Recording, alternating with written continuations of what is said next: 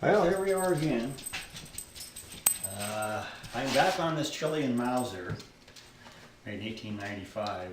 And the thing with this Mauser is initially it looked like it was in pretty good shape, but no, it's really not. The thing is, it looked like what happened was the reason a lot of the bluing wasn't there is I believe the importer, which was Samco in this case, I believe what they did was they either wire brushed it or used some kind of bluing remover on part of the barrel to check to see if it had really deep pits or something like that in it. And it does have pits in the barrel, but they're not that deep. But stop cutting. Anyhow, so yeah, so I had to go back and take a look at this thing. So I went ahead and I cleaned it up, and then I used some cold bluing on it, and I redid the barrel. So and the stock has issues too. So I'm going to show you all those right now.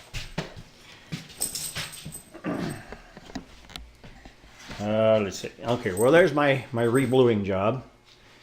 It's all been redone. I used cold blue on it. Mine actually has gotten concentrated over the years. It's Birchwood Casey's Super Blue is what it actually is. Really does a nice job, as you can see. It's really come out really well. I mean, it gets you a nice dark color, which is exactly what I wanted. But before you use that stuff, you always have to use, let's focus here, the blue and rust remover. So I used that too first, just to make sure there was nothing left over. Now I did leave the receiver just the way it was. I wasn't going to re-blue that anyway, and it's a really warm climate here, so the humidity is always low, so it's not really going to rust. I'll probably put some kind of rust inhibitor on it anyway, just to make sure, but I'm just going to leave that the way it is. And so that didn't come out too bad. And all the rest of the parts, they're okay. There's nothing really too wrong with them. And then the stock. All right, well, underneath, I don't know if you, oh yeah, there you go. There you can see that crack. All right, that crack is there because underneath there would have been the ramrod that goes inside there. So apparently it cracked inside there where the ramrod was. So I'm going to have to go ahead and glue that part back together.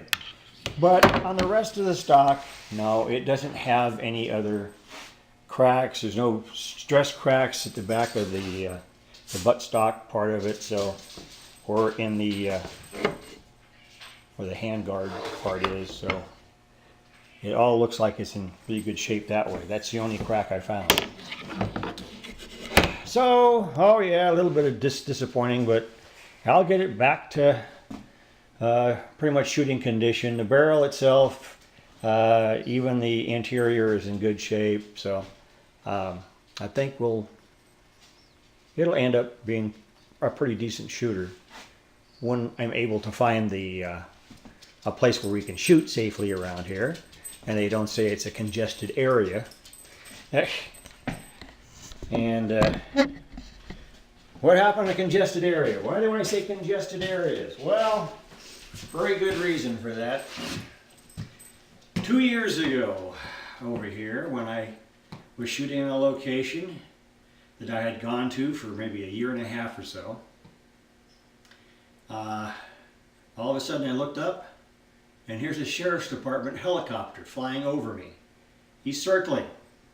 About 5 minutes later, I had 5 sheriff's cars show up out there. Their SUVs showed up. And they proceeded to tell me that I wasn't able to shoot there. It's a congested area. I said, all right, well, where's the sign? He pointed to a rusted piece of metal just down the road a little ways, and turned out, yes, it was a congested area. Well, it's a BLM land, but apparently because it's out in the desert and they think there's dirt bikes and stuff like that out there, they decided to make it a congested area. So right where I was shooting, there was no sign. Right there in front of me, they came out with another sign and put it right in front. Said a congested area, you can't shoot here. So they've restricted a lot of areas out here. There's very few where you can shoot out in the open, even though it's desert. So that's kind of bad news for a Second Amendment state whose governor vetoes all the anti-gun laws. So anyhow, it's neither here nor there now. So really, my only option is to try to find another location or go to the Washoe shooting range, which is 30 miles from my house, which I'm not going to do. So anyhow, but that's about it for today. I'm done. I'm going to be working on this Mauser, get it back together, and that'll be it for that. Anyhow, there you are. We'll talk to you all later.